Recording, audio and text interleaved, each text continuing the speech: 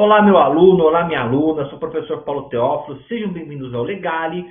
E agora acabou aquela parte chata que a gente tinha, né?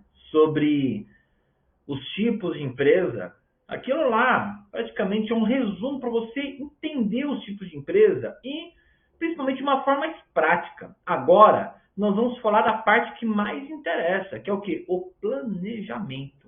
Nós vamos falar agora sobre o planejamento, a elaboração de planejamento de empresa. Por quê? Quando você entra para assessorar uma empresa, o que você vai fazer para a empresa? O que você vai oferecer para a empresa?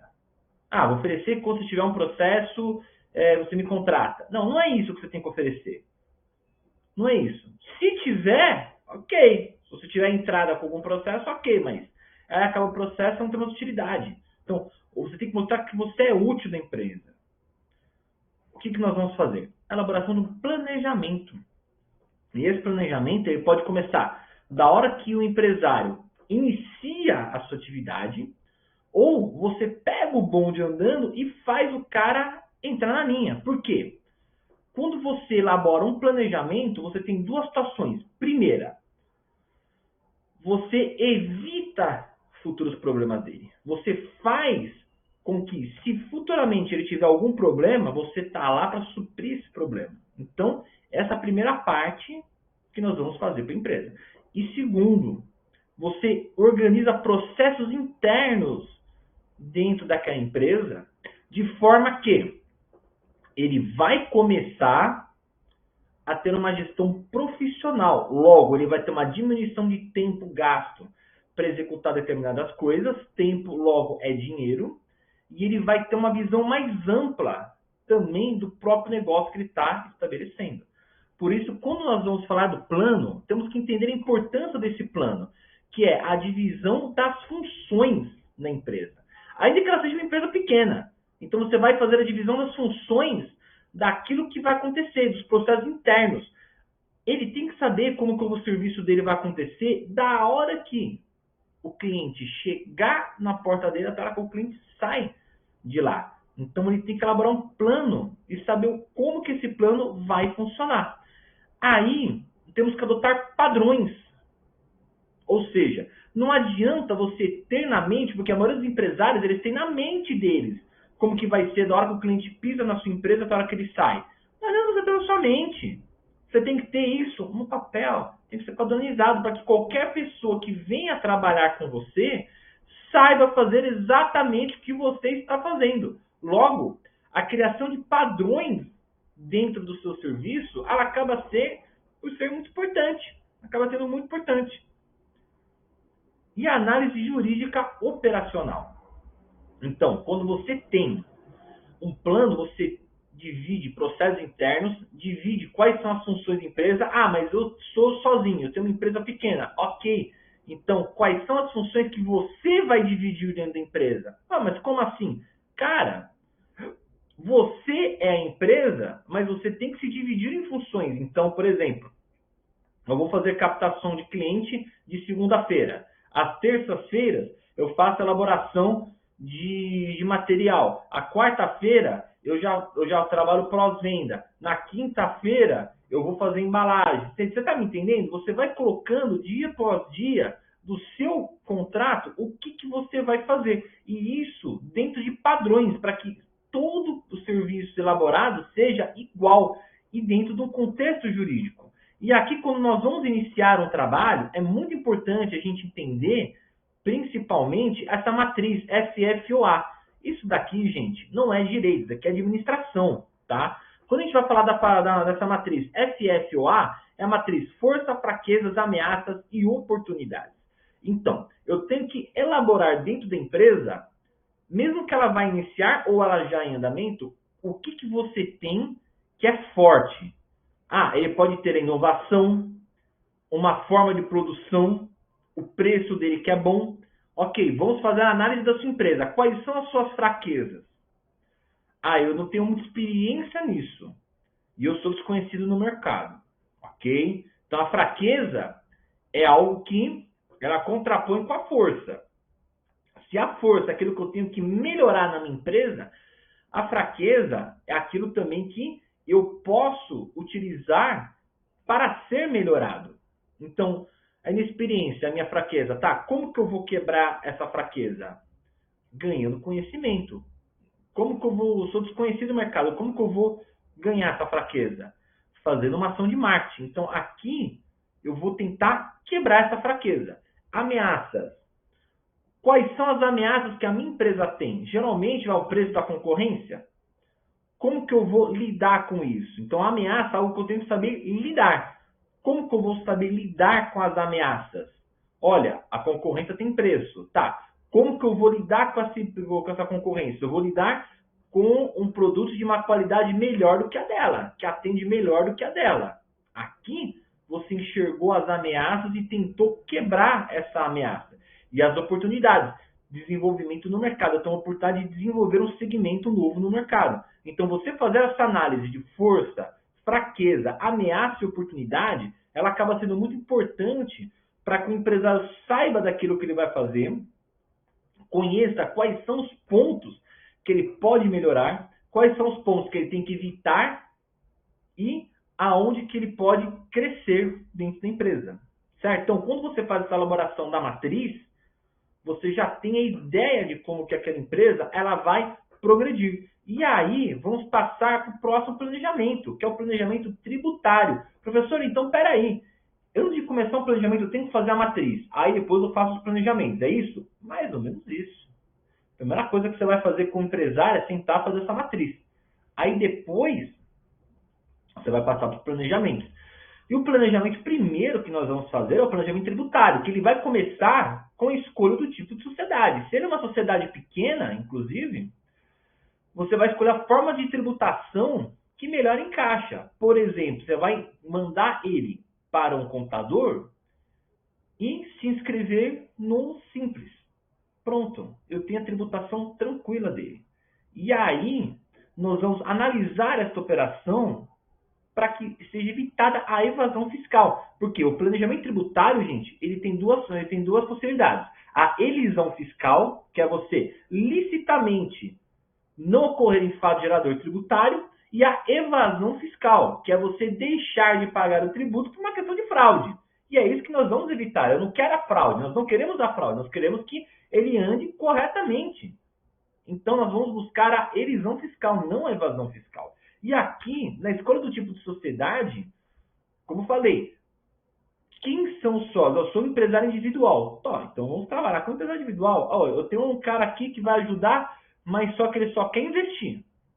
Ele não quer fazer mais nada. Ele quer que eu administre, só vai investir. Tá, então vamos fazer uma comanditária.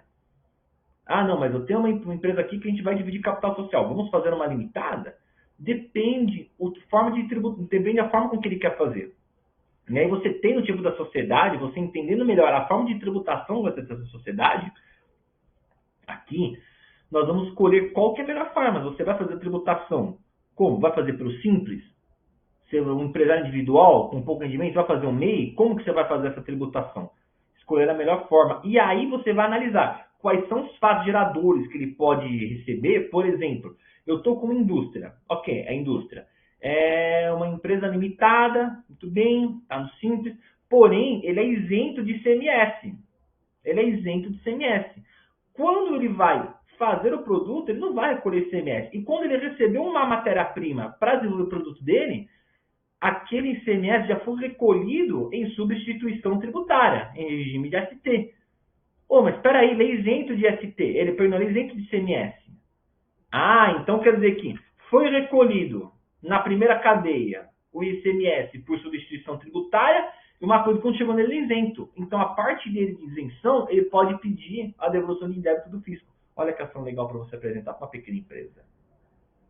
Isso aqui faz parte do planejamento tributário também. Você vai ter as ações tributárias para a recuperação de créditos tributários que ele já possa ter reavido. Isso aqui é bem legal para você estar trabalhando, tá bom? Planejamento trabalhista. Gente, não parece, mas o que quebra uma empresa é dívida trabalhista. Dívida trabalhista, ela quebra, estraçalha qualquer empresa. Por quê? Porque ela vem em massa.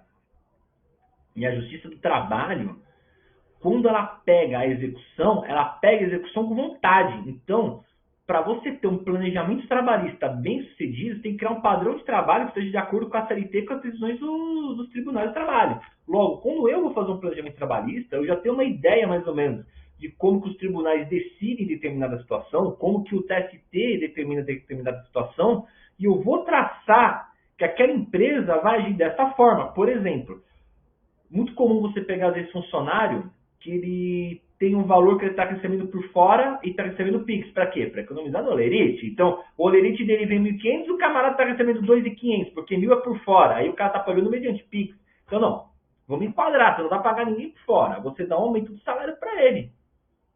Você dá um aumento do salário para ele, não vai pagar nada mais por fora. Não, mas eu preciso não vai fazer.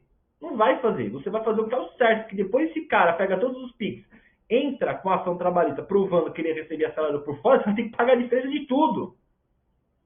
Uma vez, eu tive um funcionário que estava todinho errado a empresa. E estava há muito tempo. Eu mandei regularizarem ele e deixar ele 5 anos. Depois de 5 anos, aí você faz o que você quer. Por quê? Porque já tem a prescrição quinquenal. Isso aqui é uma história também para você trabalhar. Já tem a prescrição quinquenal. Pronto. Agora, tchau. Aí se você quiser mandar ele embora, pode mandar. Mas só que a gente regularizou. Porque se eu mandasse ele embora agora, ele ia ter uma paulada para te dar. Então, eu tive um outro empresário que me ligou, perguntou assim, o motorista dele tomou uma multa. Ele poderia descontar do motorista? Vamos olhar aqui o que fala a jurisprudência. Tá. Pode se tiver um acordo particular ou convenção coletiva do sindicato.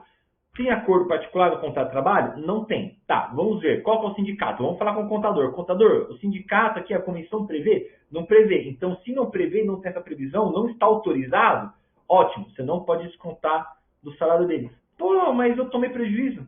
Pois é, então você vai adverti-lo. Mas descontar esse valor do salário dele não foi autorizado a fazer. Então, você não pode fazê-lo.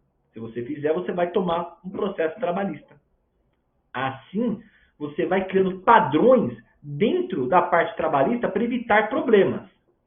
Planejamento comercial, você vai elaborar contratos, propostas, orçamentos de forma padronizada.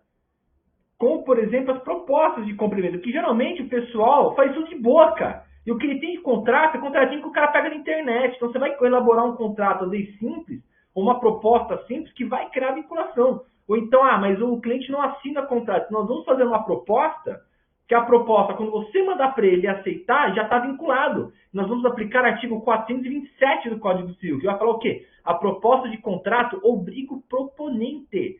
Se do contrário, resultado dos termos dela, da natureza do negócio, da circunstância do caso. Então, quando nós vamos fazer um planejamento comercial, você vai fazer bonitinho os contratos, as propostas, tudo aquilo necessário para que, quando o seu cliente encaminhar para o cliente dele, já está tudo certinho para ele evitar tomar um prejuízo. Ou, doutor, aceitar um cheque de terceiro, ou mato você. Simples assim. Então, se a partir de hoje está proibido aceitar cheque de terceiro, você pode pegar cartão de crédito, você pode pegar nota fiscal, fatura. Então, mas eu vou fazer de boca. Nada de boca, você vai ter contrato, vai ter escrito especificamente no contrato de compra e venda ou na proposta, principalmente na proposta, o que você está comercializando. Porque eu tive cliente uma vez, gente, que antes de me contratar, ele mandava a proposta comercial e quando a proposta retornava, como que ela retornava? Ela retornava sem que houvesse a descrição do pedido. Aí, quando ele vendeu, foi na confiança, a pessoa falou assim, não, você me vendeu errado, não foi isso que você me ofertou. Não, foi sim, isso aqui que a gente combinou, não. Inclusive a descrição aqui está genérica. A descrição está muito genérica no pedido. Como é que você prova que foi o que foi falado, sendo que foi tudo de boca por telefone? Isso é perigoso. Então, o pedido, a proposta, tem que estar discriminada para poder ter a força vinculante. E para a gente finalizar do planejamento comercial, temos aqui o mais importante de tudo, que são as revisões periódicas. Gente, quando você faz um planejamento, esse planejamento ele vai andar, ok? Entretanto, ele tem que ser revisto depois de um tempo, porque ele não é perfeito. Você vai lapidar ele até ele ficar perfeito. É igual um contrato. Eu fiz um contrato com um cliente outro dia, em prestação de serviço de TI, que faltou algumas coisas para a gente ir mexendo nele, para a gente ir melhorando esse contrato. É um contrato padrão para ele usar para prestadores de serviços. Só que a gente achou uma coisa que era legal mudar, depois uma outra coisa que era legal mudar, aos poucos você vai mudando. Ou seja, você vai fazendo a reavaliação, a revisão do seu planejamento, para saber justamente se ele está apto ou não. Agora, se a sua empresa também, o seu cliente for uma empresa grande, você pode ter que olhar um planejamento ambiental dele.